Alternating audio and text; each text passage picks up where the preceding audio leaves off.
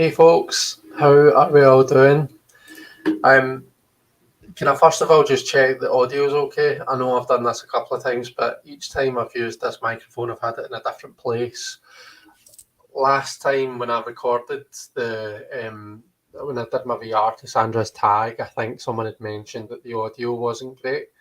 And I think it was because the microphone was up here, so I've got it in front of my face just now. And I just want to make sure that you can hear me and you can hear me well. It doesn't sound like I'm, in a different room or something like that. So Simon says audio is okay, which is good. That at least it's connected and you can hear me. Joan says I sound like a radio presenter. Right, that's what we're going for. I'm here for that. So good stuff. I've got my cuppa. I'm late on. I don't know if you saw. I'd said in the chat. I'm going to make a cuppa, so I'll be a couple of minutes late. I've got myself a decaf coffee with plenty of sweetener because I take sweetener in coffee. I can't drink like non-sweetened coffee. I use some white chocolate, hot chocolate, just like the options hot chocolate powder. I usually put a wee bit of that in my coffee. And then oat milk instead of like cow's milk, and it's beautiful, very, very nice. The good thing about coffee is, at least for me, it still tastes nice even when it's cold, so I don't need to worry about drinking it quickly, whereas tea I think is absolutely bouffing when it's drinking it when it's cold. I think it's because I don't take sweetener in my tea. I don't take sweet tea. My husband, on the other hand, he does. He takes sweetener in his tea and he can drink it cold. So I think it must be the sweetness that makes it bearable when it's cold. Either that, or maybe my husband's just a bit unusual. Hopefully he didn't hear me say that. Hopefully this isn't one of the very few times that he's watching me. Although it may well be just to check that the audio is okay. So let me get out and say hi, everybody. Simon's here. He says, "Hey up there, Chris. Looking forward to hanging out. It's been a full-on week. I don't know why I'm looking over here and making it awkward when the chat is literally right there, right in front of me. I'm sorry to hear you've had a full-on week, Simon. Yeah, that's a shame. Hopefully, it's getting better as the weekend closes in. My week's actually been okay. I think my week's been quite productive, and I'll need to catch up with you actually, and catch you up on the thing we were talking about last week. Anyway,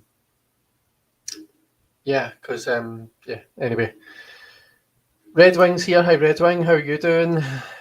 Simon says I got a deck today, Chris, that you have, and I added to my wish list after our Boxing Day bash. Can you guess which one? Oh, a mystery. By the way, can you hear that fan? My fan is going in the background. I think that my noise cancellation is working okay and is managing to cut it out, but I'm not 100% sure. Anyway, Boxing Day bash, right? I'm trying to remember because I thought you pretty much got all of the ones that we discussed, Simon. So I know that you got.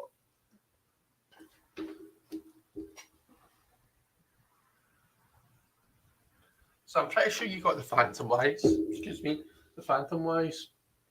I'm pretty sure you got Diablo, the big massive one that's jam packed in there. I don't want to start yanking them out. Oh, actually, was it? It used to be up there. Where is it now? Picking it up. This one.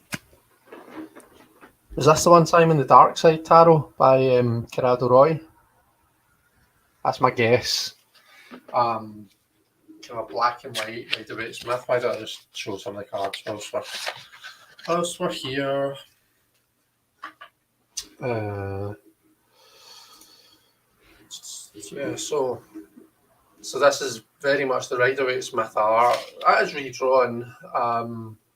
It's in black and white, and it's got quite a dark feel to it. Simon says, yeah, it was. The set with the book. Oh, I didn't know there was a set with a book. That's cool. Queen of Cups has still got a resting bitch face. No offence to anyone who really loves that Queen of Cups. It's better if I turn the light on. Yeah, I think that's a bit better. So yeah, it's a nice day. I'll be honest, it's not one that I've really used all that much. Although maybe I should. Maybe I should use it sometime. So yeah, that's exciting. How are you finding it, Simon? Are you enjoying working with it? Red Wing's feeling a bit knackered as well. Been sorting stuff for sale or auction. Oh, okay.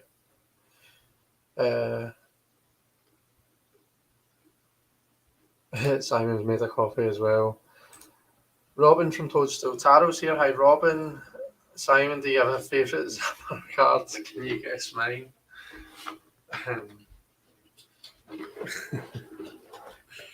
I saw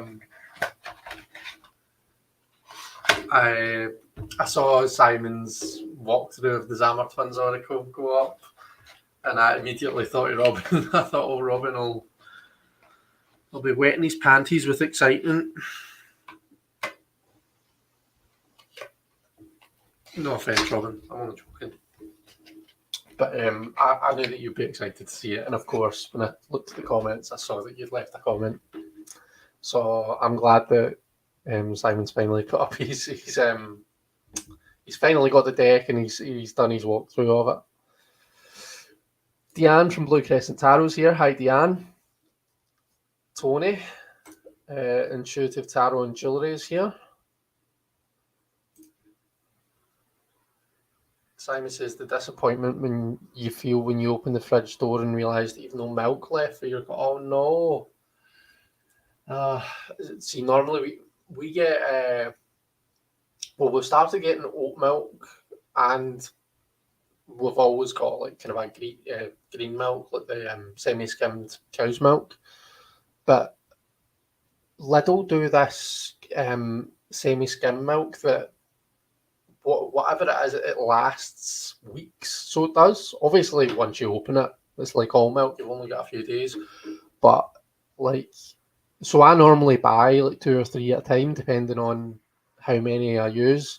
We've not been using as much cow's milk just now because I've been using oat milk. We've both been using oat milk for cereal and for coffee. So I've actually got like 2.5, about 5 litres of cow's milk still in my fridge. It won't go to waste, so don't worry anyone, like it will get used, but it just means I don't need to buy any cow's milk this, tomorrow when I go shopping, which is good. Tony sat round in my Zammer deck and Scapini, how many corners? So Zammer, I don't know how many cards are in that. That's an oracle, isn't it? But your Scapini, that medieval Scapini is a tarot deck. So 78 times 4. So 156 times 2. 312 corners. Yeah, 312, and a tarot, and then an oracle. Whatever that is. Throwing a maths problem at me and trying to derail the conversation, Tony, are we? Because you know it'll work. Hi, Kathy, how are you?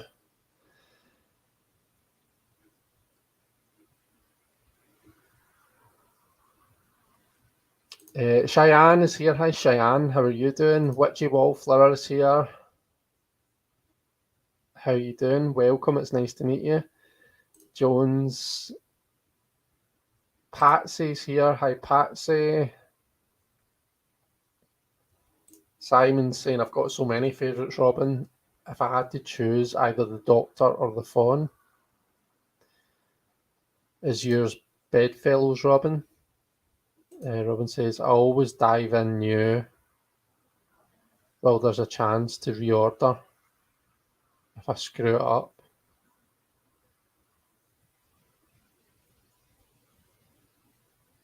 Are you talking about like rounding the corners?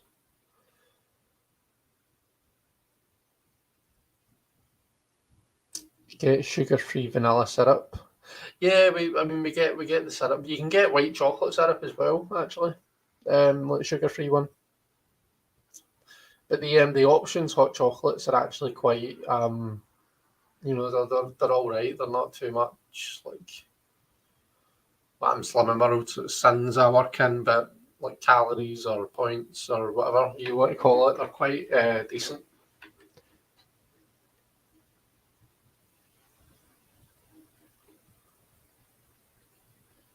Nerys is here. Hi, Nerys. How are you doing? Laura's here. Hi, Laura.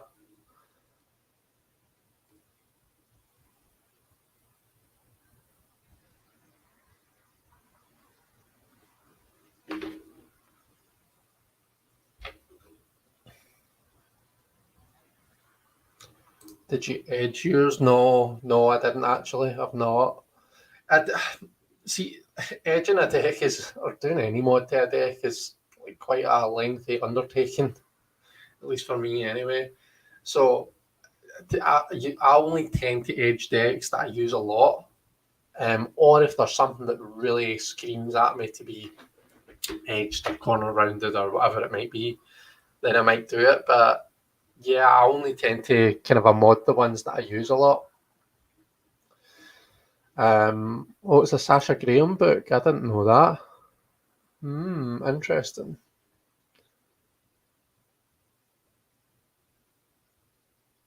Oh, so you've done the walkthrough. Was that only? Has that come up recently, Simon? In fact, did you not say it came today? So yeah, it would have been. Um,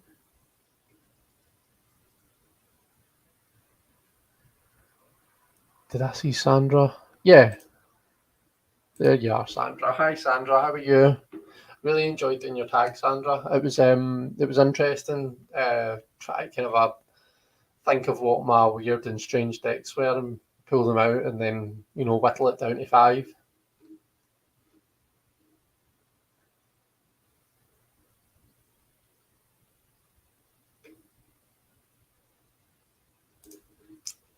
Joan says, "Have booked to go to NWTS." NWTS Northwest Tarot Symposium. He got there in the end, folks. I'm flying to the US for a weekend event. Oh, that'll be cool. That'll be really exciting. Jealous. Uh, Simon says, "I need to keep a tub of coffee mate in the cupboard for emergencies." Right, okay. I use oat milk for everything, says Sandra. Red Wing likes oat milk too. See, I can only really use the barista one. The barista oat milk is beautiful. Just any other kind of oat milk is disgusting. I've found. Why are you looking at my hand? Why am I doing that? Like just having to stare at my hand. That's weird, isn't it?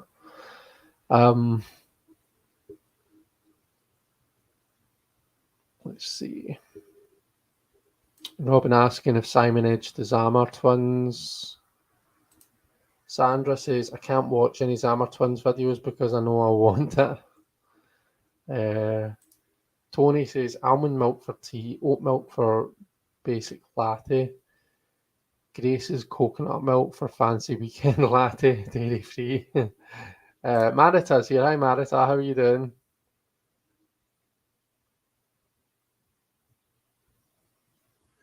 Jones is ignoring Zamar as well because really wants it.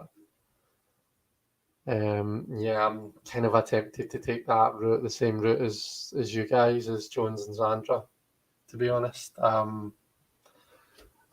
know I'll probably want it, and I know once I get it, I probably won't use it that much because I really don't tend to use oracles all that much. Even like the Anaturian, the Oracle of Echoes, I don't really use that all that much. And that's a beautiful Oracle deck with beautiful artwork. There is no reason not to use it. But it's, I just don't, I'm just not an Oracle guy, you know? Um, But hey ho. And saying that, I do pull a soul card like pretty much every day, or whenever I'm doing a daily draw, I'll pull a tarot card and a soul card. So that's kind of an oracle. Simon's terrified of messing it up with the edging. You won't know that, Sandra, unless you watch Temptress. It could be that you're not that fussed once you see it. Yeah, fair enough.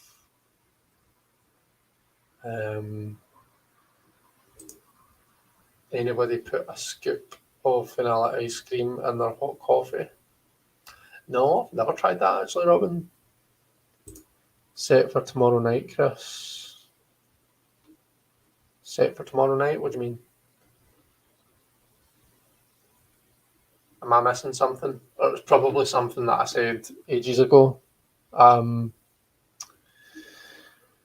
know it's not you, it's me. I can't think of what that's in relation to. It'll come back to me. Oh, you're welcome, Sandra. I enjoyed that.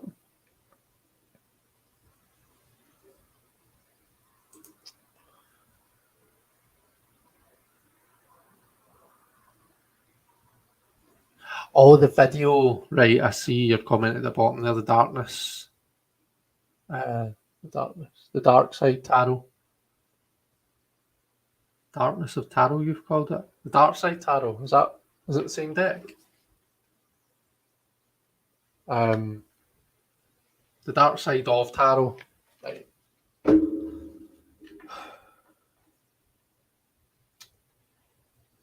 I think I need to. I need reset. Somebody needs to like turn me off and then turn me back on again. You know, that way.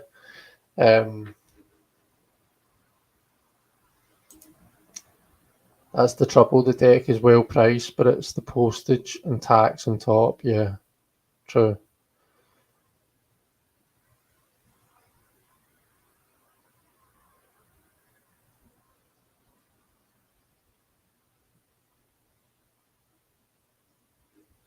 Marita is good. Just restringing my Orca carnelian bracelets so they fit me.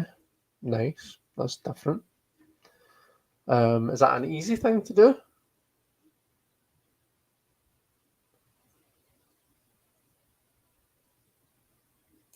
Yeah, Jones is in the same boat. He's probably like Chris, not use it enough to justify it.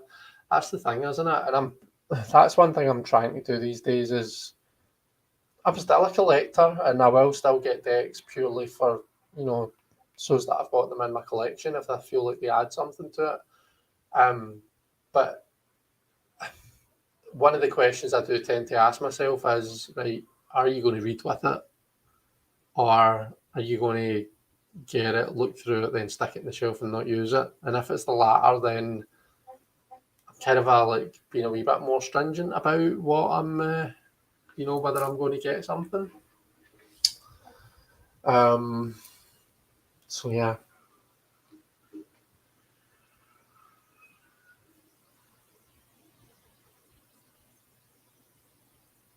My card of the day today was the Tower, says Jones. Right, okay. And was it a Tower kind of day, or is it one of those situations where the tarot's just been a bit of a drama queen and exaggerating to make its point? Like, did something fall down off the table or something like that? Like, that's the thing about daily draws, isn't it? Like, it could really be any extreme that it's talking about.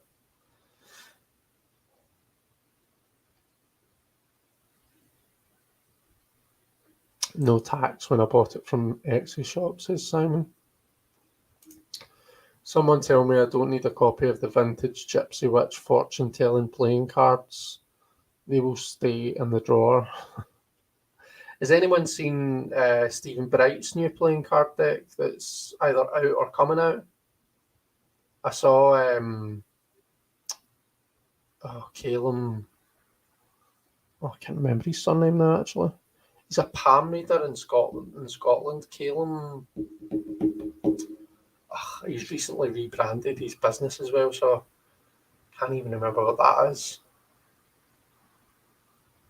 Calum Turner. Calum Turner is his name.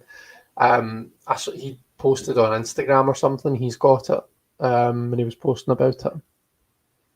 It looks quite nice. It's easy enough to do, says Marita. You just need some elastic string. Unless it's electric string there. You don't want to be wearing that. Some elastic string. Had a look in the Etsy shop and it said postage charge and a tax charge, making it £64, says Sandra. I was the hand of God. It was the hand of God, or it was indicating my bad stomach was my tower moment. I'll leave that to your imagination. Oh, thanks. How very kind of you. No, I'm sorry. I hope you're feeling okay and stuff. I know how bad it is having a bad stomach. Just check, Sandra. I paid £40.47 total. Is that including the money for the actual deck? Because I thought it was like £70.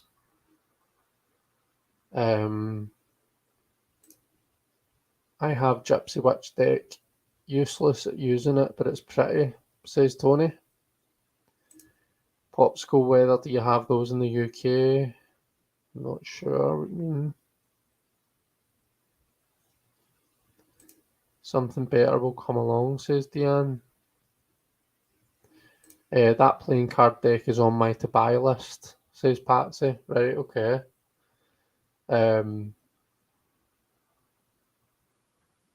Simon's saying, strike that, I'm wrong.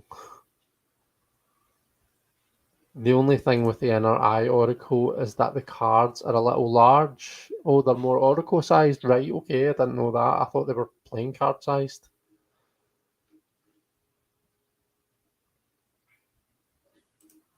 I'm guessing your locker wasn't working, David Jones, says Tony. Before I forget, I wanted to mention that tomorrow, and therefore this week really, is like non-binary awareness day or International Non-Binary Persons Day. So you probably know what I'm going to say. I say it every year. Like there's lots of different ways we can support queer people, particularly like non-binary people, like anytime there's this kind of a like, whoa, what am I trying to say? Let's just stop because the words are all coming out in the wrong order. I'm going to take a drink of coffee.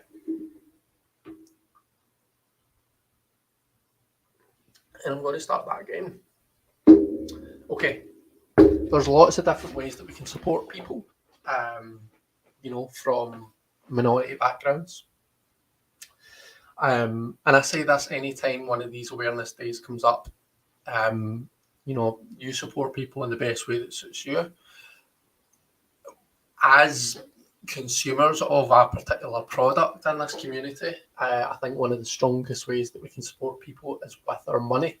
So if you're thinking, I'm going to treat myself this weekend, I've got a wee bit of extra money, and I'm going to treat myself to a new deck or something like that, then why not check out a deck that's been made by someone from the non-binary community? So I've got a couple of examples for you. We've got, and I'll stick on the table camera again. We've got the Fifth Spirit Tarot by Charlie Claire Burgess. So just to quickly show you some of the cards, if I can get the lid off. Simon, this was a very kind gift from your lovely self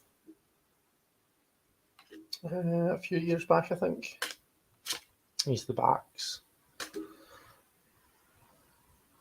And the deck is very kind of like gender queer.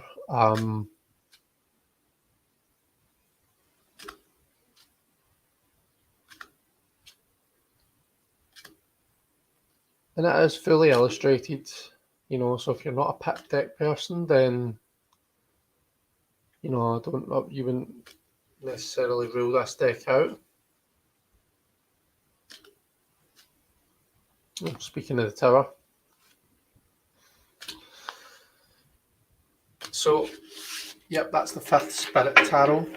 And this is available mass market now. This is the indie version, but it's available mass market now. I believe it's at Hay House that have done it. I think it is, because I've seen it in Waterstones and everything. So, and I think the mass market book is a lot kind of a thicker and, you know, more detailed than this one. But there is an indie like full book that you can get as well. So that's the 5th Spirit. We've got the Inner Dimensions Tarot by Ash Rossink. And I think this deck is stunningly beautiful. You know, very simple in terms of colours. I really love the artwork. I like the use of colour. You know, it's almost a black and white deck, but it has these kind of orange through it. It just makes it pop. I love, so like you've got the 10 of water here, so we have the 10, Roman numeral 10 inside the water symbol, and we've got this kind of a full scenic image here. I think it's beautiful. The 5 of air, and we've got that the kind of a lightning, you know, so we're seeing the element at its most destructive, at its most chaotic. The star, there's no faces or anything in this deck. Look at that 10 of air, that tornado. So this is a beautiful, beautiful deck, and this is available on Make Playing Cards. If you Google the Inner Dimensions Tarot, then you'll find it. It's these are the backs, by the way, and it is a kind of a linen finish, as is the 5th Spirit Tarot, actually. The Numinous Tarot, I'm sure the creator of this is non-binary also. So Cedar McLeod. This is another kind of a linen-y type finish. So I think I showed this recently, and I've showed the 5th Spirit recently, I think, as well, during Pride Month. But again, just to kind of give you a rough idea, the suits are changed in this one, so I suppose that's one thing to be aware of. A lot of the kind of names, you know, the card titles have been changed, and the courts are different as well. So just be aware of that. You know, check it out before you buy it, I would say. And just make sure that you'll be okay, you'll be cool with the changes. So that's the Numinous Tarot by Cedar McLeod. And it's got a beautiful thick book with it. And then finally, Simon and I showed this last week. I didn't realise at the time that Emily Carding was non-binary, but they are. So how can I not mention this? So you'll have seen this last week. Excuse me, if you tuned in for the live, but just a couple of images again. And Emily actually commented on Simon's video and said that some of the original artwork from the deck is still available. So you can support them in that way as well. Okay. So I think it's officially tomorrow. It's International Non-Binary Persons Day. So if you're planning on treating yourself to a wee deck tomorrow, then why not check out one of those or any other of the, you know, the many creations that have been made by non-binary people. Right, let me catch up with the comments, and then we can maybe get into a wee bit of our discussion, the turning the tarot on its head discussion. So sorry, Tony, your comment was on the screen the whole time there. I'd love if there's a way I could still keep it highlighted but take it off the screen so as that I can keep my place. I suppose I could just start it, but I don't really want to do that. Joan says, I ended up in a mirror universe and took up divination. Sandra's saying if I could get it, I would. Jones has got a copy of Whitman's fortune telling cards on the way. Happy birthday! Yeah, that the fifth spirit was a birthday present, wasn't it? Hi everyone, been listening on my commute. I'm home now, says Debbie. Hi Debbie, how you doing?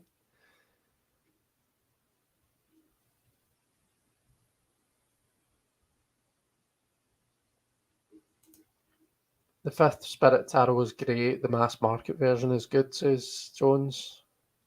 Yeah. Is the mass market version is the kind of a card stock, kind of like the Lightseers?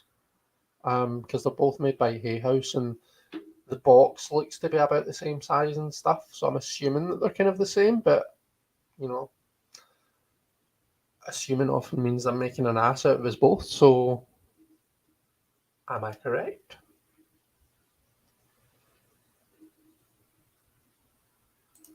Does anybody read cards whilst commuting by taxi or train? Asks Robin.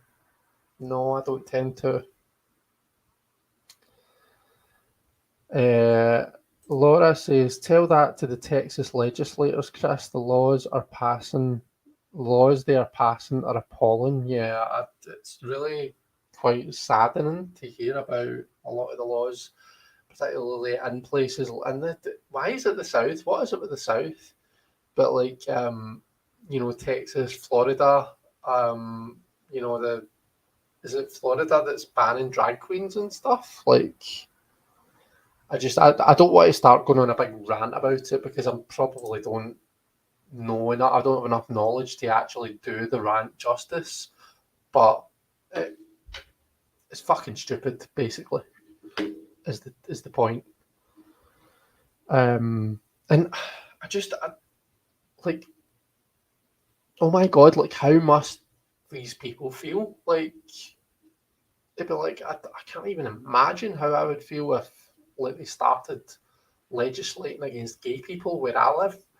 So like to actually imagine that we're still in this day and age in 2023, we're living in a time when people are still being like not even just like with people's mindset. It's not even just prejudice in people's minds, but fucking legislated against because of like their gender or because of who they are or because of what fucking clothes they wear. Do you know what I mean? Like, anyway, rant over.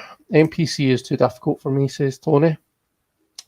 Thank you very much, Jones. That is kind of you. Very helpful.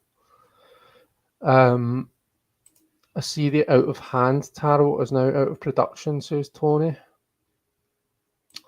I was just going to say Tarot of the She Too by Emily Carding. Yeah. See, do you know, last week I wouldn't have known Simon. Last week I would not have realised, and I wouldn't have included that, but I'm glad that I now know. Let's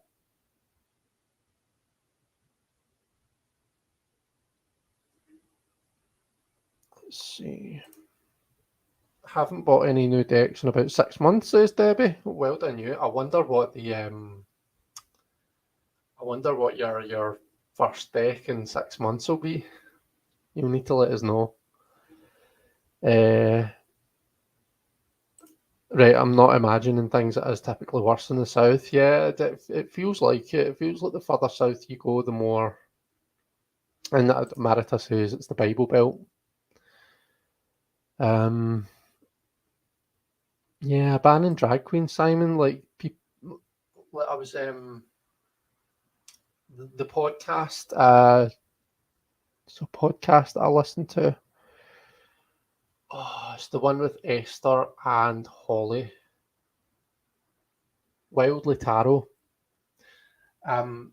They had basically taken they kind of they're emailed questions and they read for people, but I think it's one of their kind of a regular listeners that had emailed in with a question, but they are a drag performer, and it's basically I think it's like something like I don't want to like kind of a misquote it or say the wrong thing. Do you know what I mean?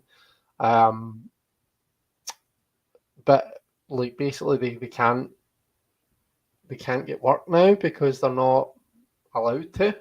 I don't think you're not allowed to do drag in public or something like that. Someone here will know and they'll be able to, you know, say what it actually is.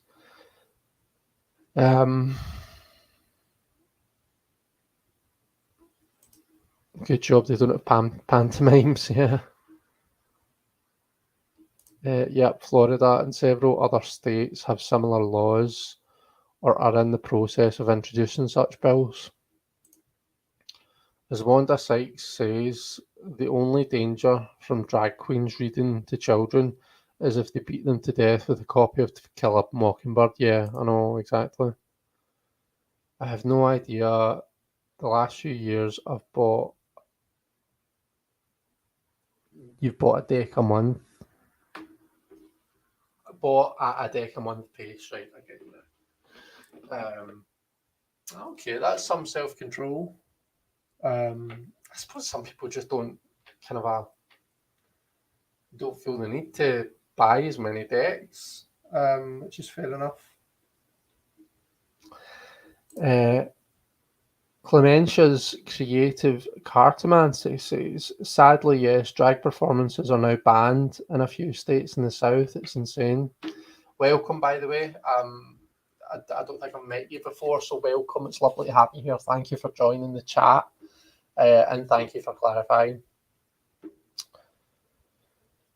Okay. I think, shall we move on to our turning the tarot on its head discussion? And I suppose this kind of plays into what we were just talking about, because the word for this week is hypocrisy or hypocrite. Now, I kind of had to look up this word because I knew that I wasn't quite right about what I thought it meant. I thought a hypocrite was specifically someone who criticises someone for doing something that they then do themselves or that they have already done themselves. So, for example, if I leave the cap off the milk and later on I have a go at Sandy for leaving the cap off the milk, then that's hypocritical of me because I am shouting at him for doing something that I've done myself. And it kind of is that, but it's kind of not. So when you look up the definition of it, it's, in fact, let me just look up the definition and read it. That'll be easier. Hypocrisy meaning. So the practice of claiming to have higher standards or more noble beliefs than is the case. So it is kind of a link to that idea of, you criticise someone else for doing something that you would have yourself, but it's more the idea of like you're claiming that you've got these high standards, that you're this kind of a big shot, like goody person, when really actually you're, on that same level, so you really don't have any right to criticise them. It's kind of all in the same vein, but it's just a slight misunderstanding that I've always had. So anyway, with that said, what cards would we associate with hypocrisy or hypocrite? What cards say these things to us? So, whilst you guys are having a think and, putting cards in the chat, I'll just quickly explain why why we're doing this and what kind of I started it. So the reason that I came up with this idea was because no matter how we use the tarot, whether it's you see it as a mirror into the soul, into yourself, or maybe you see it as embodying the human experience, or maybe you use it as a fortune telling tool, maybe you use it as a psychological tool. However you use it, I'm pretty sure that we should be able to see anything, in the cards, anything that's part of the human experience or anything that we can expect to go through. We should be able to see it in these cards, okay? So if the cards really do reflect the entire human experience, then by converse, anything that is the human experience should be in those cards. So that's when I started thinking, right, okay, well, why don't I challenge myself to find things and we started off with jealousy. Where is jealousy in the tarot? and it's been quite helpful for me anyway. So yeah, that was how it started, and this is obviously to kind of inspire us and to help us kind of just, I suppose it just broadens our view on the cards when we look at them this way. So the keyword is hypocrisy or hypocrite, and I want to know what card or cards you see as, symbolizing that concept. Okay. So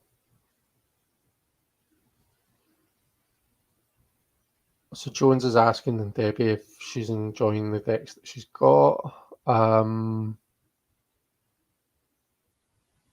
Tony says, hi, Linda. Is Clementia's creative cartomancy? Are you Linda?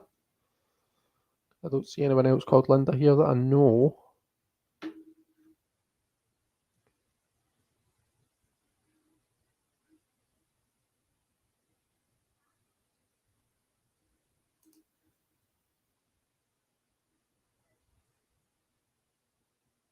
I have over 30 Lenormand decks, says Jones. Do you use Lenormand quite often then? My budget only allows one tarot and one... one tarot and one oracle per month. I was trying to pronounce that word like oraclipper. If they're mass market.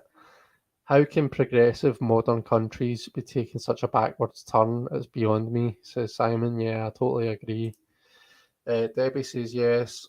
I've been enjoying them, probably more so, but I'm ready to start looking again. Nothing recently has caught my eye. Robin agrees. Remember, we're the country that managed to elect Trump president. It's a crazy time. And could do again, says Simon. Yeah, it's beyond understanding. Like my lush mates that I go out drinking with, says Tony. Don't think that's...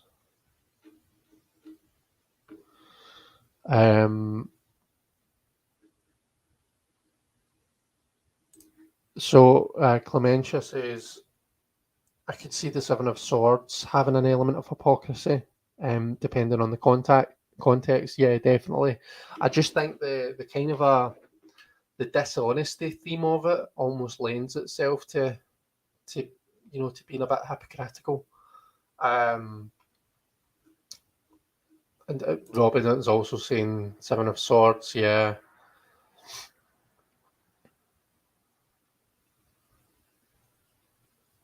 Oh, right, okay. No socialising whilst at party. So you're talking about the lockdown, the party gate, and in terms of hypocrisy, right? I've got you, Tony. Seven of Swords says Laura as well. Simon says it's a difficult one for me as it's based on personal connections and experiences. Okay, fair enough. Some might see it in the Hierophant, depending on one's view of organised religion. I think that's a really good point, Robin. Yeah, because to me, belief, you can't make yourself believe something, and you can't be told to believe something. You should be kind of free to believe what you believe. So it's hard to not see the idea of organised religion, as being anything more than... I don't want to lose a bunch of people here by saying this. I'm not kind of trying to be derogatory in any way, but the idea of believing something just because it's what you've been told from a young age, it almost feels like an element of brainwashing, does it not? I don't know, but saying that, there'll be things that I believe only because I believed them for a long time, and not necessarily because I've tested it or take it back to 2 weeks ago's theme, science. Not because I've observed and I've tested and experimented with the idea. It's only because I've taken someone's word for it, or I've essentially just believed it because it's what I've believed for such a long time that it just feels natural now. I suppose you could say the same thing about that. But it's just like with religion, tends to generally you're talking about stuff that you need to have faith in, you know. With religion, it's not something that you can scientifically test. Or at least when we talk about religion and we talk about the Hierophant and that faith element, you know, the whole point in faith is you have to have faith in it. You know, you can't, you don't have a definitive answer. So I don't know. There's almost something about the very idea of it that almost feels a wee bit. I don't know. Hypocritical isn't the right word. But anyway, I'm going off at a tangent. I'm going for the Rider-Waite-Smith 4, 5, and 6 of Pentacles, says Jones. I also have to remember to turn the chat from top comments to live chat. So are you saying the 4, 5, and 6 of Pentacles for hypocrisy, Jones? Because that's interesting. I'd love to hear more on that. That's one, Robin. Someone spiritually minded, dressed up in finery. Yeah. Well, yeah. Excellent point. I mean, if we take the fact that the Roman Catholic Church is is it not the richest entity in the entire world? I don't know. I was raised Roman Catholic, by the way. So I almost feel like I've got a bit of a free pass to slag it off because that's what I was brought up. 5 of Pentacles for sure. Right, okay. Oh, your space bar sometimes skips, yeah. The Queen of Swords in reverse, says Cheyenne. Right, that's interesting. The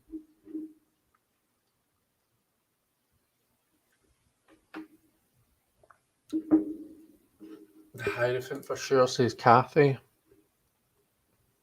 Jones loves Lenormand. I'm leaning hugely into fortune telling at the moment. Nice. And of course, the Hierophant, if it goes in the Pope image, recovering Catholic here. Yeah, same, Linda. Agreeing about the Hierophant. Judgment could be, says Marita. Okay. Judgment and justice. Tell me more. Definitely the Hierophant in organised sects and religious organisations and doctrine. Even teaching, says Tony. The Hierophant is not just an image of a drag queen. What about judgment or justice? Judge not, lest you be judged. I suppose I see judgment and justice as being concepts rather than. I don't so much see it as the person handing out. I see it more as the concept. So yeah. Based on the chat topic, the Devil 2. When I just came in and did a lap and then went back out.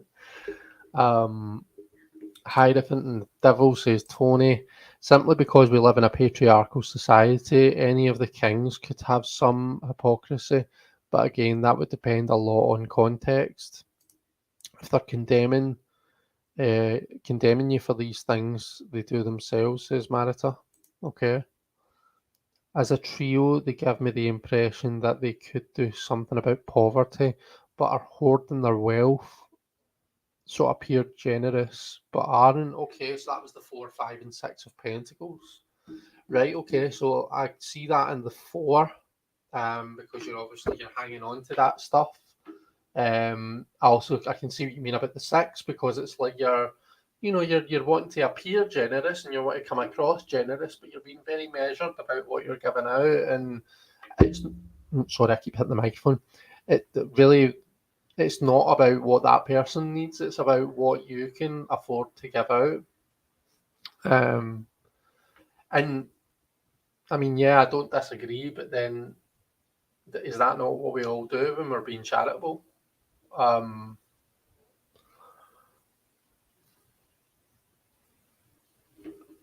Okay. And the 5 as well. So the 5, I guess, like kind of from the other point of view of the 5, there's people shut out in the cold, and then you've got this kind of well, the traditional Smith Waite image is the lighted, the kind of lights coming from within the church window. So again, it brings it back to the Hierophant. It brings it back to the idea of the church being one of the richest entities, claims to kind of help the poor and stuff, and yet you've got these people shut out. And there's lots of us that will actually resonate with that kind of idea. Those of us that have been kind of rejected by the church for whatever reason. Like the unequal justice system that we have here, the people with money don't have to pay the consequences, is Marita. The 9 of Cups, the John Travolta card, is kind of like, I'm a hypocrite, I get lots of drinks, but not enough to share with you, says Robin. Maybe the charity card, yeah, the 6 of Pentacles. 6 of Pence thinks they're better than the person that they're giving their generosity to, says Laura, yeah. Charity is hypocritical.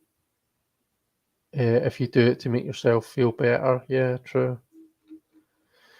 I was thinking, so I agree. The ones that came to mind for me, kind of initially, were the 5 and the 7 of Swords. The 7 of Swords, kind of for the reasons that were stated, because it's that dishonest action, and it's the not doing unto others as you would have done to yourself that feels like it's the hypocritical element to it. The 5 of Swords, kind of for a similar reason, because it's like, victory at any cost. It's cruelty. It's, you're willing to kind of win by any means necessary. And again, I'll say it again, you're kind of you're doing unto others as you wouldn't have done to yourself. So that's where the hypocrisy comes in. I then started thinking about court cards. So, I mean, I suppose it'd be quite easy to say, oh, well, any court card reversed or any court card that's in its shadow aspects or out of balance could be hypocritical. But then I'm thinking, like, would they really, like, there's if we'll delve into the kind of the depths of each of these kind of personalities and each of these cards, then we could probably narrow that down a bit. So my first thought was, well, the King of Swords, right? I don't necessarily think I would see him as a hypocrite when he's out of balance, because his kind of a shadow side is probably more like completely by the book, there's no room for that expression, like justice without compassion is just cruelty. To me, the King of Swords reversed is that justice without compassion. It's just pure cruelty. But it's like by the book, that kind of a justice by the book. So I don't think I would necessarily see that as hypocrisy, if you get what I'm meaning.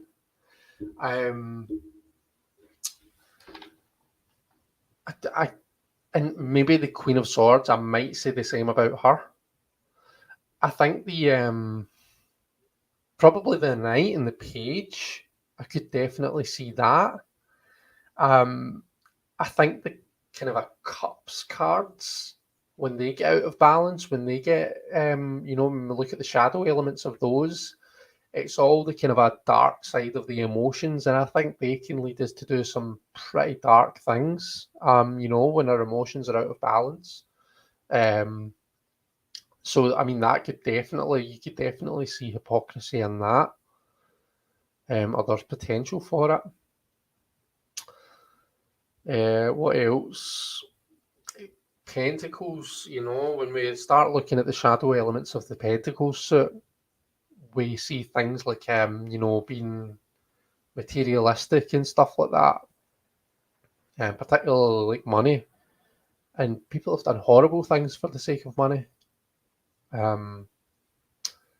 So So definitely, I think you could definitely see it in that. What do you guys think about the courts, particularly? I'd love to do a proper in-depth session on the courts, properly get to understand them, and I'd like it to be a conversation that pulls in right, let's really look at these people, even the 16 personality types. Let's look at them and link it up. Let's think about famous people or people that we know that we think really kind of strongly embody that court card. Let's think about the shadow side of that court card, I think that would be something that would be really kind of it'd be quite a good exercise to do.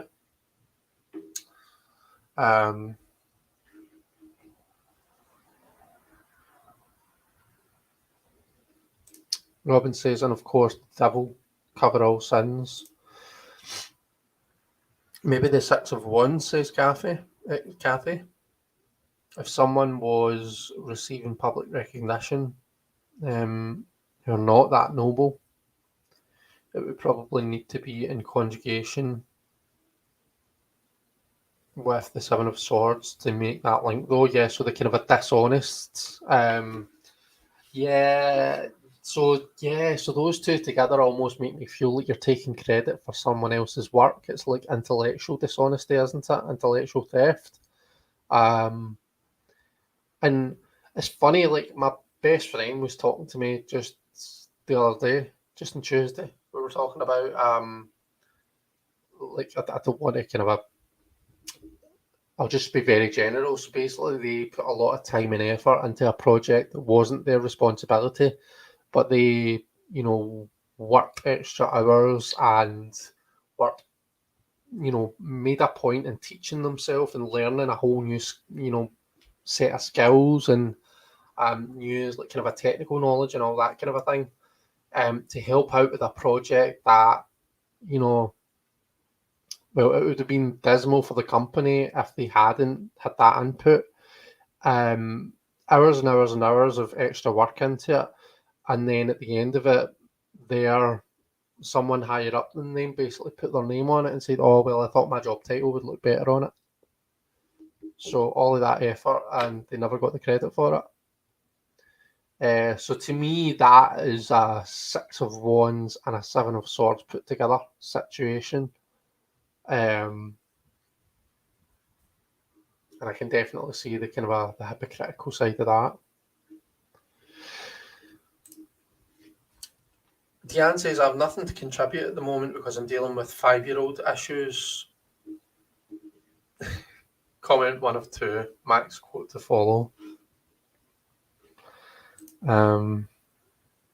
Kathy says, oh yeah, depends on what they're being adored for. Like if they were being celebrated as a hero but didn't actually do anything heroic. 5 of Swords, nanny nanny boo boo card, says Laura. Okay, so here we go. Max quote. Hey, so mum, when I went upstairs for my think break, I accidentally knocked the toilet paper into the trash, and then I did a jump and spin move. So oh, I accidentally knocked the toilet paper into the trash.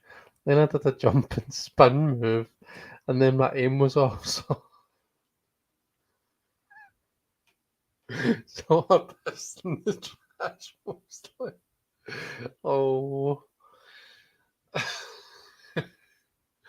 Unfortunately, Deanna, I don't think having a bad aim is just a 5-year-old boy issue. I think you'll find that is an issue that may well be around for a long, long time. It just depends. Out of interest, what word did Max actually use? Did he say peed or pissed or like you starred it out? Did Max say a bad word? Did Max use a word that needs to be starred out on YouTube? that I'm saying anyway. Oh no, what tarot card would that be? The Fool. I'm just here to hang out. Thanks for having me, says Deanne. Love it. Wonderful explanation, Max. Yeah. Simon is having to turn in, struggling, and another very long day tomorrow. Night night all. Well, at least it's Friday tomorrow, Simon. So yeah, have a good sleep, and I hope that tomorrow flies in for you. Have a good day, and we will all see you later. I might go live again, by the way, with another Paint With Me live, either tomorrow or Saturday. I'm not promising anything, but I don't have my niece tomorrow. And I think I've got some free time on Saturday as well, so you may find me popping up again. And we might paint a wee picture, but we'll see.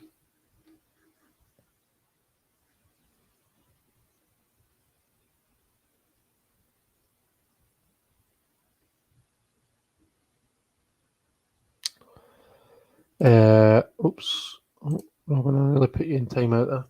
Page of Cups, no fish soup for you. Love doing Myers-Briggs with tarot. Sorry, tablet doesn't type very well. The personalities, yeah. It's not really something I've looked into that in depth, Tony.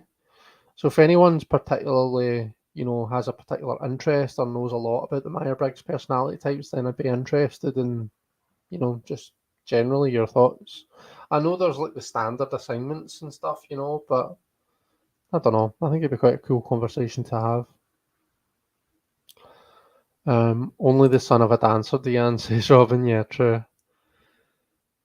Oh, he said peed, right? Okay. It's true, Robin. He has lots of moves. YouTube likes to block my comments for any old thing. Okay.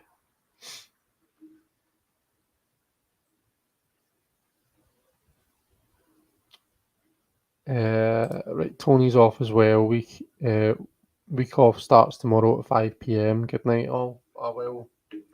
Good night, Tony, and I hope you enjoy your week off if I don't speak to you. Would the devil qualify? Yes, I think a couple of people have mentioned the devil. If we're still talking about hypocrisy, that is.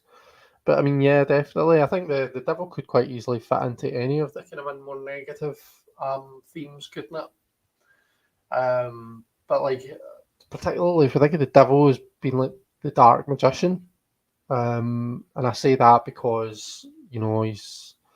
I almost always think of the.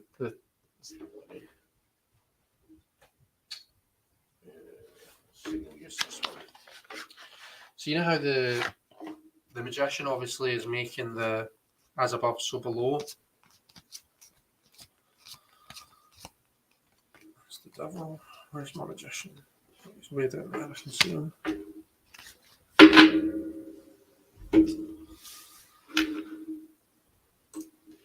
So you know how the magician is doing the as above so below. He's pointing his wand up and pointing down to the ground. So the wand is channeling. Above represents the spirit realm and the ground represents the earthly realm. So to me, this is like the devil is channeling from the spiritual realm. He's taking something that was previously just a concept. It's that that initial spark of inspiration, and he's making it real. He's channeling it into something real on the earth. And then look at the magician. So look at the torch in his hand. See how he's making the same hand movement, but this time it's reversed because the wand or the torch is pointed down. So to me, the devil is reversing the process. He's taking something physical and he's destroying it. He's removing it from the physical realm to the spiritual realm. So whatever the magician is creating, the devil is destroying. So from the point of view that he's kind of the dark side of that, then definitely. And when we think that the devil is Capricorn, So there's some very material and earthly about the devil. You know, he holds a lot of value in the material things in life, and represents that attachment that we can have to material things, and yet he's quite happy to destroy them. So yeah.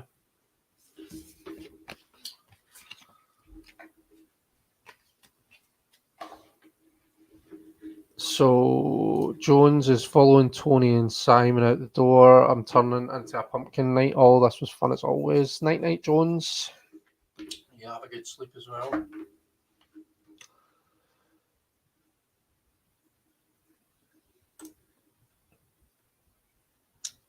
I never noticed that, says Marita. Yeah. I don't know if that was the intention, but it's the way I've always looked at it.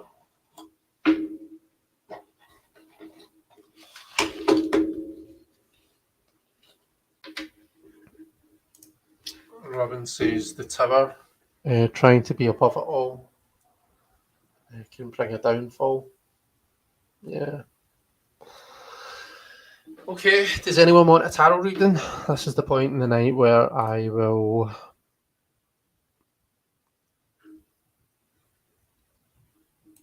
put this on to find the right one there.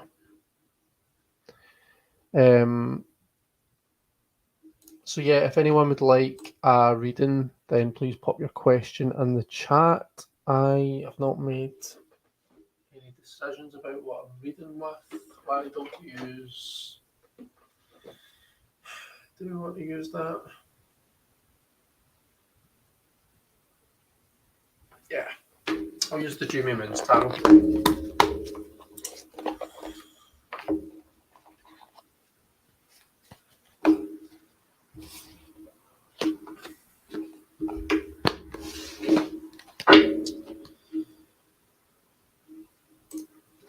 Okay, Diane says, what to plan for next week?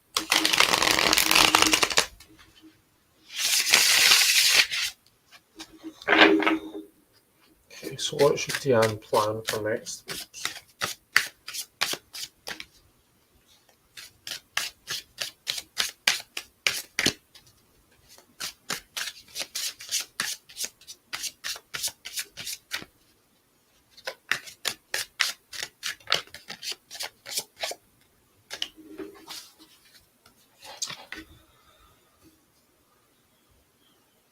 I'm going to have to zoom out this much.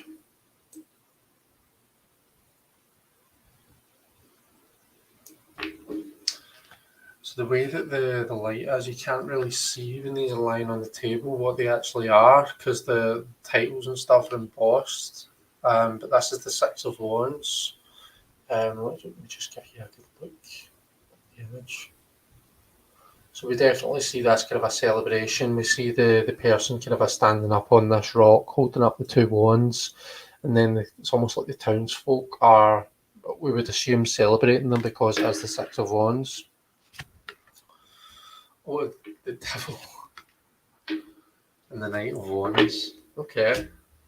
It's interesting because these are both cards that came up in our discussion tonight.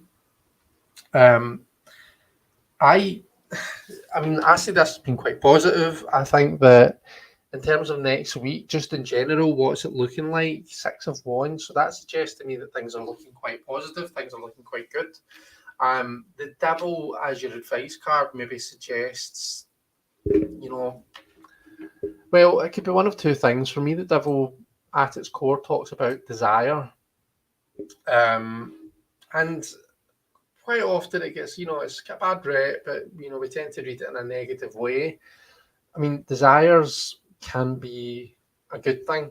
They can be really motivating, and they can push us to do things that we wouldn't otherwise have done.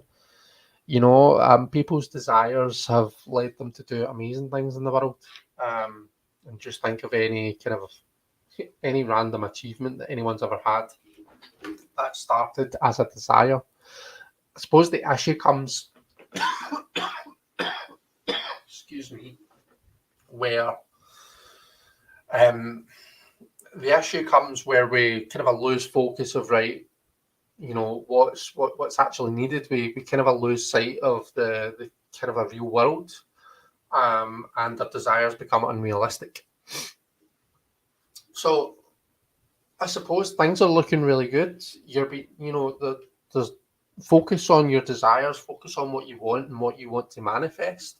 I suppose the advice in it is just, make sure that you keep your feet on the ground and keep sight of what's happening around about you, and what's happening in the real world.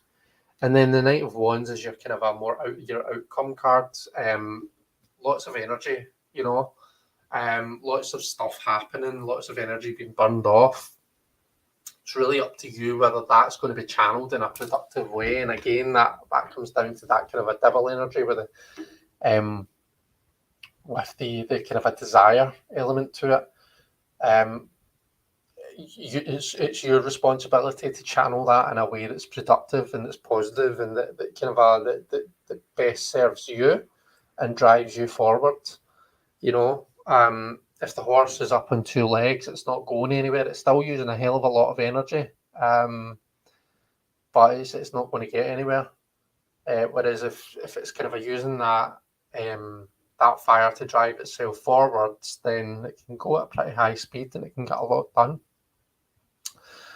So there's lots of energy, there's lots of kind of a desire, there's lots of motivation there for you. And there's definitely the potential there to make a success of it, whatever it is that you've got planned for next week. But I suppose it's just all about kind of a keeping sight of things and making sure that you're channeling that in the best way for you.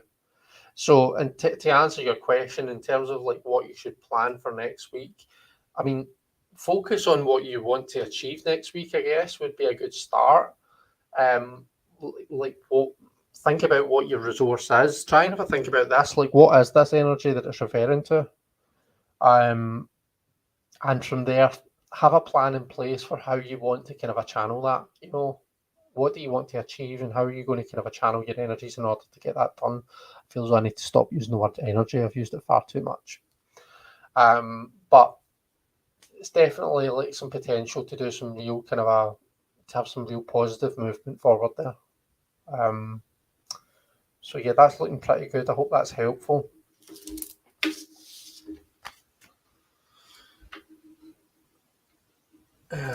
Robin is saying, what about the Six of Swords? Trying to cross a river away from your troubles by creating more stabbing holes in the bottom of your boat. Yeah, I guess. Linda is asking, what should I focus on this weekend to get the money benefit from the workshop? Okay. I am interested in how the cards are going to answer this. Oh, the most benefit. Not money, most. Okay, so let's say that again. What should I focus on this weekend to get the most benefit from the workshop? Okay, right. I mean, I don't know if you've said what kind of workshop it is. You've not. So this is going to be very general. But we'll see what they say.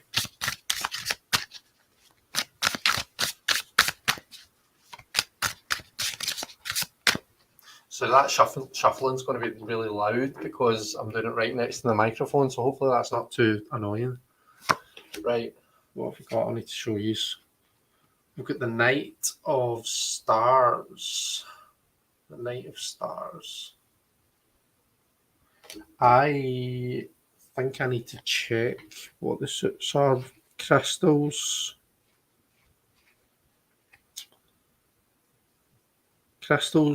stars. Right, the stars are the pentacles, the crystals are the swords. We've got wands and we've got cups as well, I think. So this is like the Knight of Pentacles.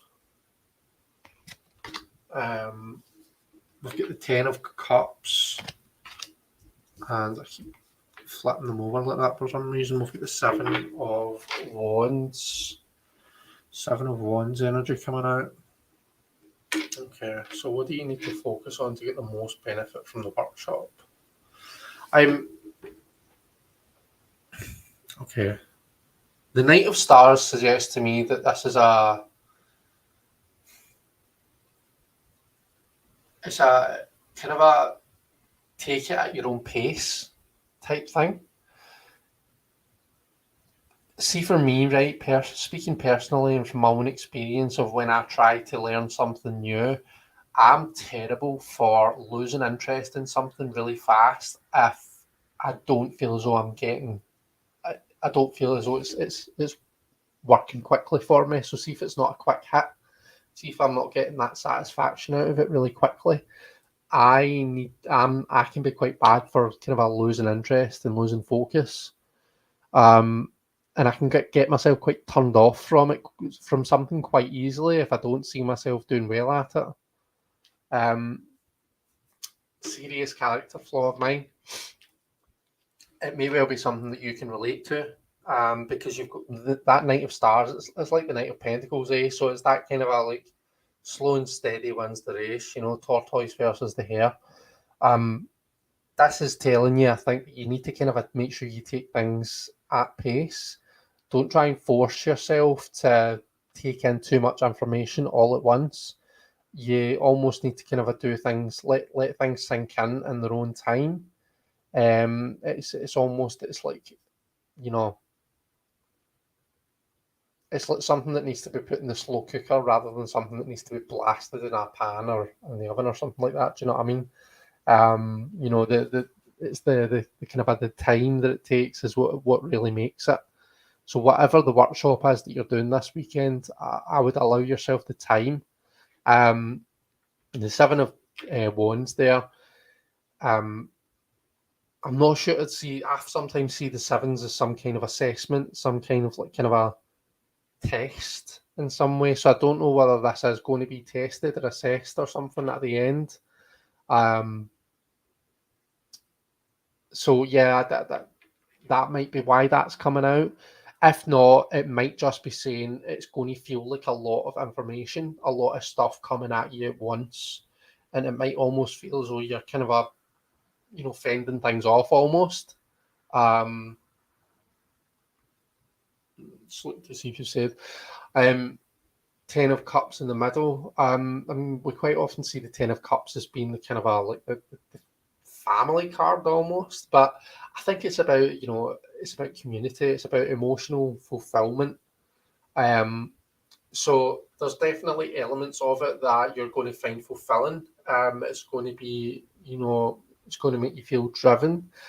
I feel like maybe the people around about you. So if this is like a workshop where you're going to meet other people and be learning in groups, then I think really taking advantage of that, of the kind of a teamwork type aspect of it, that could be really beneficial for you.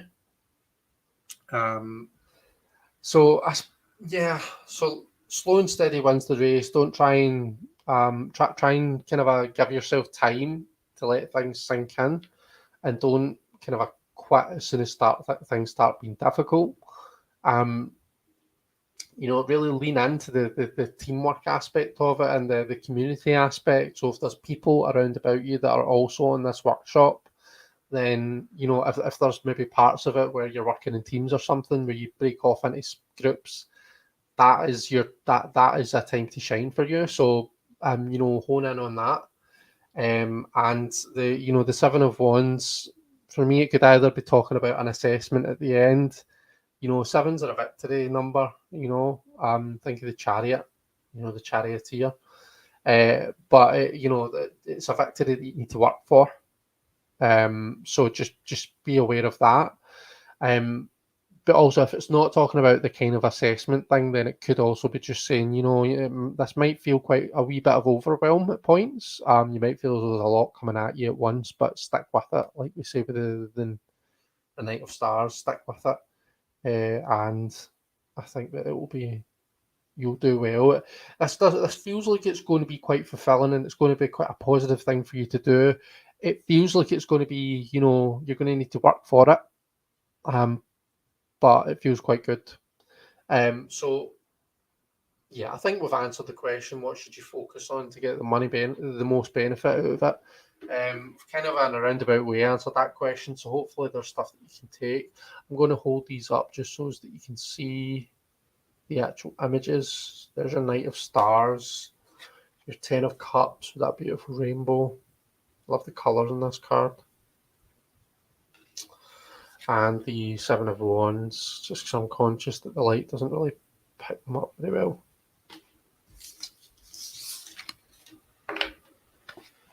Okay.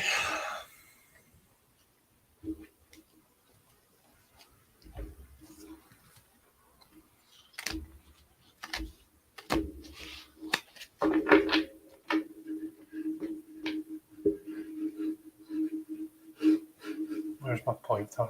It's there. Deanne had said just general kind of waiting for mail or an email and kind of just wondering about the energies of next week overall. Okay. And Louise says, will I be able to get a hold of planning for my new job out of comfort zone? Will I be able to get a hold of planning for my new job? So Nerissa, so you're saying that are you talking about the new job is out of your comfort zone, or are you saying, am I going to be able to get a hold of planning for my new job, comma, I'm out of my comfort zone here?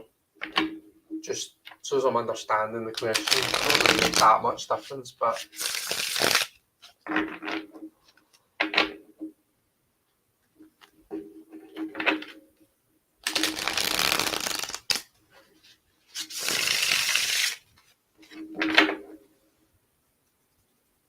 I just want to know, are you saying that there is a new job that that you need to plan for that's out of your comfort zone, or are you planning for a new job and that is what's outside your comfort zone? So I'm now a school teacher. Oh, okay. So it's the planning aspect of teaching that you're not right. Okay. So will I be able to get a handle of it, right? So lesson planning and all that kind of thing.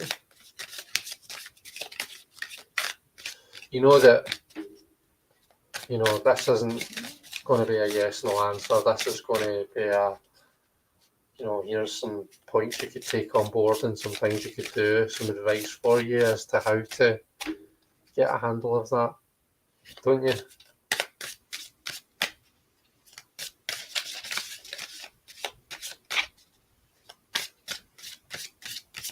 That's amazing, Maurice.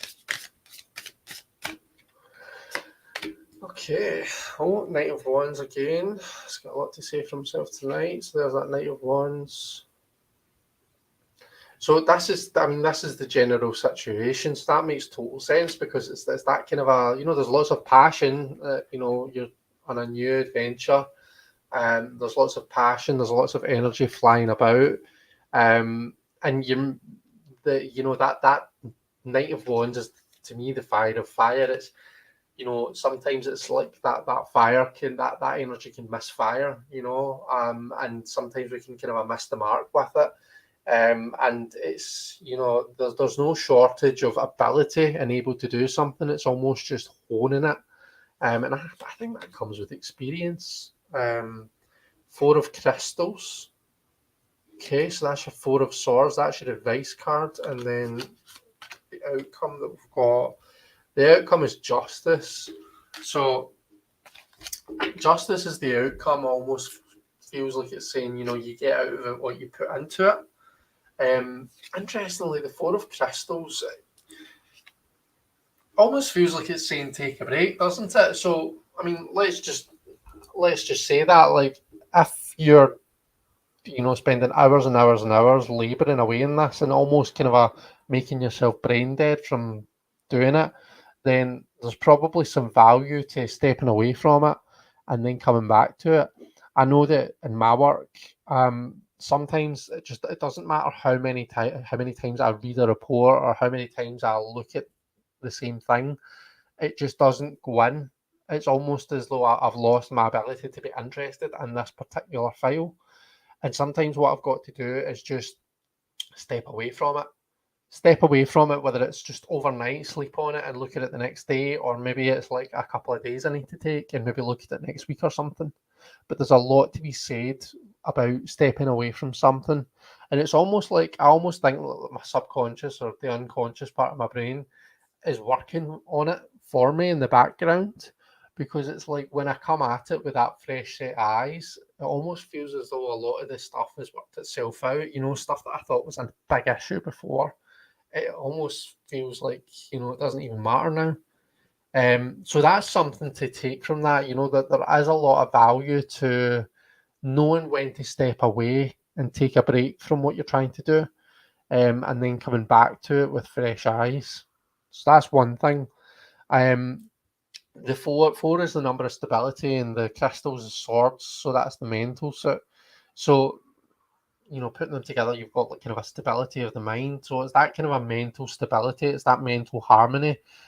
So for me, that could be talking about things like make sure that you're in you're in an environment and you're in a place where you do have that headspace. Where you can look at things and you can think about things.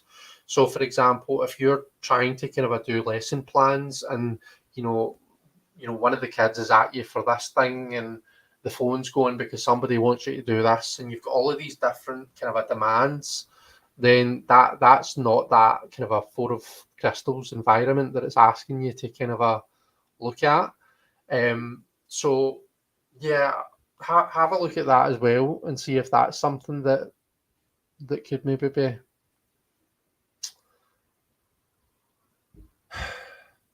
if there's changes that could be made, and if that might help with a kind of an overwhelm type feeling. And then, like I say, that justice card coming out at the end, I feel as though that's very much, justice to me is the cause and effect. So it's like you'll get the results. You need to put the work in, and then you'll see the results at the end. You're going to get out of it what you put into it. Yeah, and I think as well it comes with experience. Like I was saying with the Knight of Wands, the Knight of Wands, he needs to have those moments where the energy's misfiring. That's just his nature. Knowing how to channel that energy and learning how to channel that fiery energy, it comes with experience. So like stick with it almost, and build up that knowledge, build up that experience of doing it. Yeah, I almost feel that that's something to bear in mind as well. Yeah, walking away from a bit, don't overthink it. Makes sense. Right, good. I'm glad.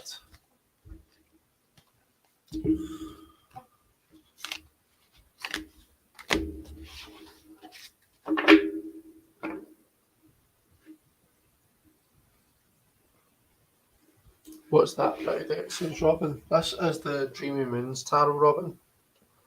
And I'm sorry, I know the lighting situation isn't the best. It'd probably be a lot better if I went and turned on the ceiling light and turned off this light that's shining down. But we're here now. I can't really be bothered doing all that. But it's a beautiful deck.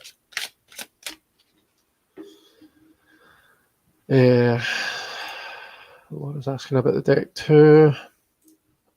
Kathy, I went for my first job interview post-qualifying in the field. I didn't get it. I'm a bit disheartened. I have another interview next week. How is that looking, or any advice?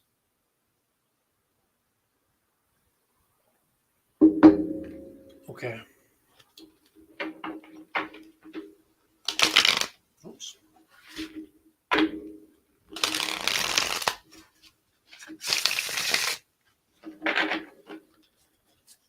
Okay, job interview next week. How's it looking? And have we got advice for Kathy?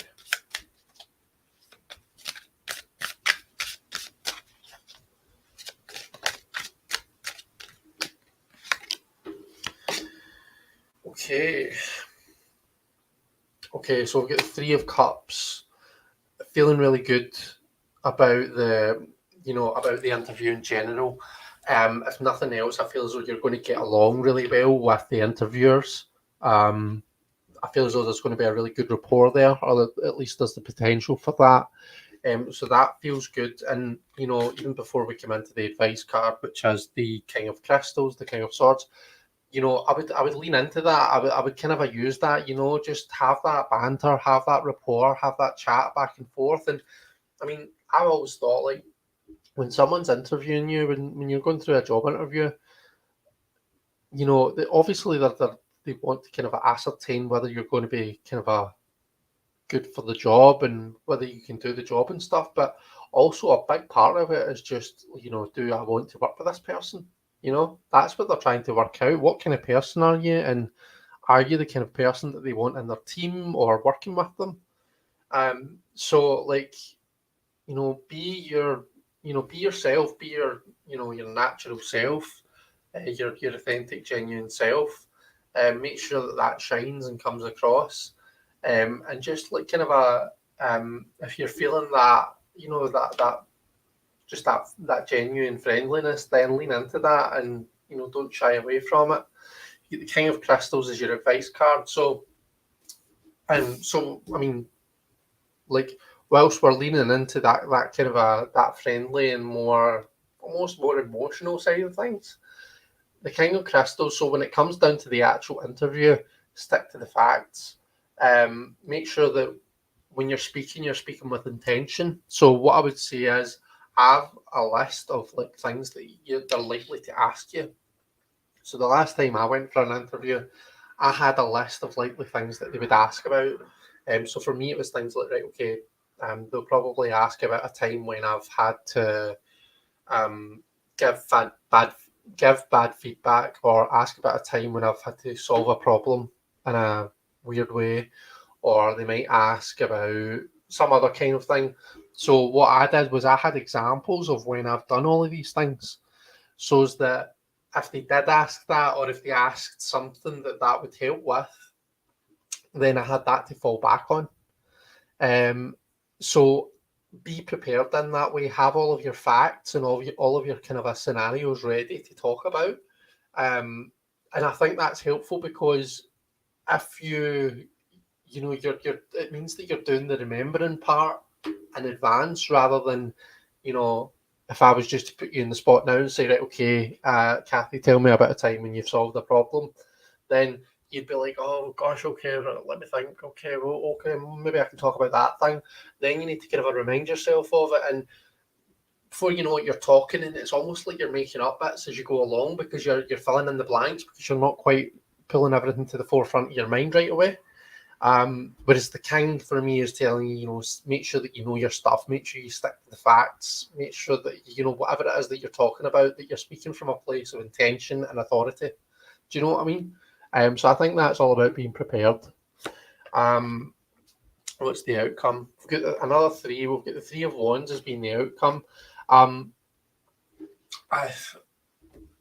going to. There was a card that kind of flipped out when I was shuffling the deck. I could read this in a couple of ways. For me, the Three of Wands has always been, it's a very action-based card. The threes are like the, you know, it's when the thing actually happens. And the Three of Wands for me has always come up when it's like telling me to go for it. See if I've ever been hesitant about doing something, the Three of Wands comes up for me to tell me, just fucking do it. Just go for it. Just do it. Push yourself out, you know, and put yourself out there. It's going to be fine. You're going to be great. Things are going to be good. So that's what that card personally means for me. So maybe those are some words of encouragement that you could just generally take into this process. But also, if we look at the Three of Wands, it's kind of someone who's kind of looking out, you know, looking at the ships, looking at that energy that they put out into the world, and it's almost like they're waiting for it to come back. They're waiting for the bounce back. So to me, this is after the interview. You're almost like waiting for the result. And the fact that we see that as the third card that's come up suggests that there might be a wee bit of a delay in them getting back to you. So don't be too surprised if there's a bit of a delay in the interviewer coming back to you to let you know whether or not you've got it. Because I'm getting those kind of feels from that card. But we did have oh, it's the High Priestess, she's not going to tell us nothing. It's almost like you just need to wait and see, you know. Sometimes what she might be saying to you, intuitively you'll know whether or not you've got it. You don't need anyone to tell you.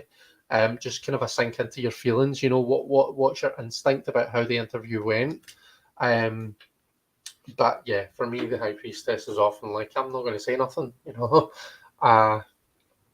need to work it out for yourself, or you'll just need to wait and see. I'm going to be mysterious and sit here on my crescent moon eating my pomegranate.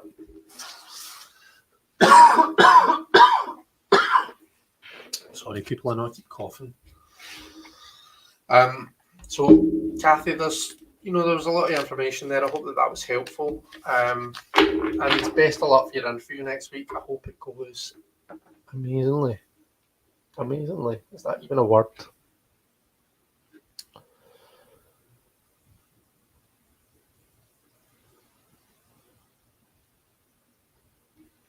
Cheyenne says, is this chat dropping any of you or just my connection? Like glitching in and out? Is it that thing where it's coming up and saying every so often you've got to click retry, Cheyenne? Because that happens to me all the time with YouTube chats.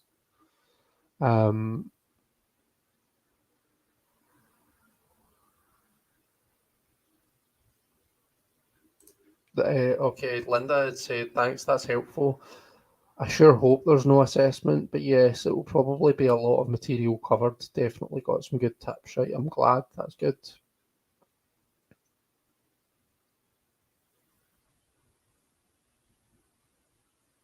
You're welcome, Nerys, anytime. Yep, agreed. Deanne says you'll be amazing. Got to go to work, says Linda. So glad I found you in this live stream. Take care, everyone, and be well. You too. Enjoy the rest of your day, Linda. Hope work goes well. Deanne says, I'm still hanging tough over here, Vela, even through a piece of tackle at me. I am victorious and I will not leave this chat. I'd say you've got one Wayne peeing everywhere and you've got one Wayne throwing tackles everywhere. Great advice and encouraging. I'll put my disappointment behind me and put my head back in the game and give it my all. You're welcome. Yeah, the job doesn't start until October, so there's a delay in hearing back. Okay, right, that makes sense. So, and it might be that they have, people to interview. I feel as though there's always like, in every job interview process, there's always someone that has to reschedule their interview, or there's something that's delayed, to a point where it feels as though they're always delayed about kind of coming back people in these scenarios. But I don't know. Maybe I'm just a pessimist. Right, anyway. That seems to be us at the bottom of the chat. So I think I've covered off all the questions that people have asked. If you've asked a question and I've not answered it, then speak now or forever hold your peace. Or hold your peace for a week and then come back next time and ask. Yeah, that's everything that I can see. You're welcome, Deanne. It was nice to be able to read for you. Even though, like, I read for you all the time, just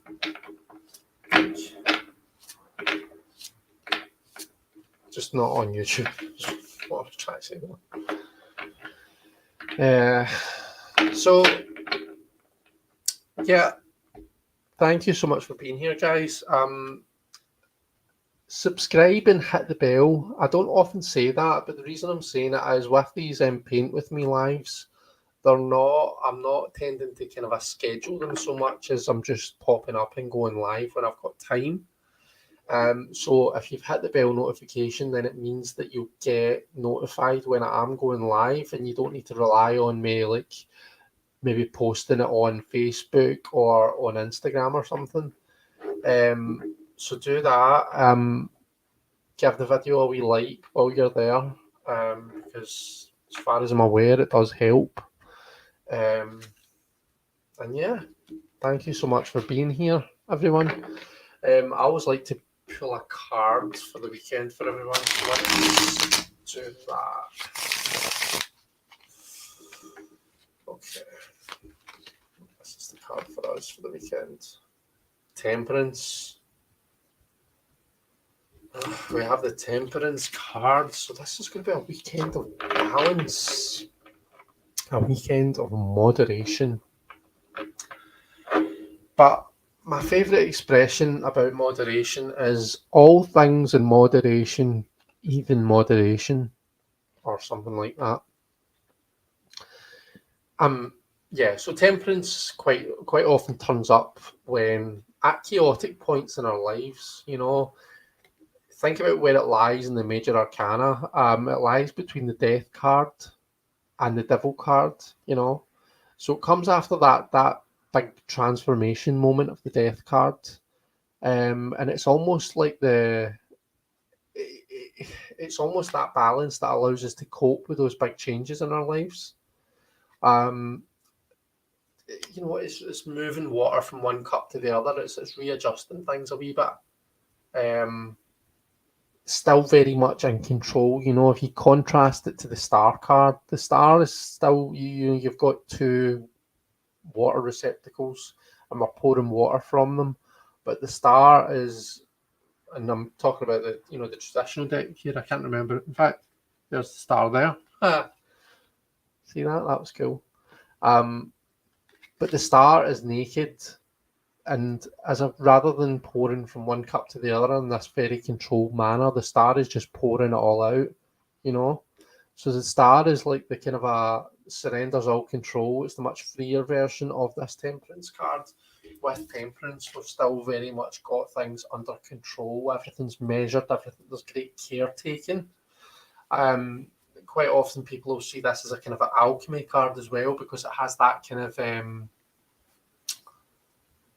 I'm trying to think of what it is in the Druidcraft Tarot. Was it Thrill or something like that? Or is it Bridget maybe? Oh, I can't remember, but it talks about combining different elements. We often see it combining fire and water, or the sun and the moon, you know. So it's just kind of a bringing things back into balance a wee bit. So for those of us that have had a bit of a chaotic week, then the weekend is maybe going to be a wee bit of a quieter one. Just to kind of reset ourselves a wee bit and almost give ourselves a bit of time to recharge. Maybe it's the opposite. Maybe you've had a really quiet week, or a week that's been really kind of a quite tickety boo, and maybe you're going to, I don't know, do something a wee bit crazy at the weekend. So yeah, like I said, it's all about balance anyway. So whatever that balance is for you, that's for you to strike.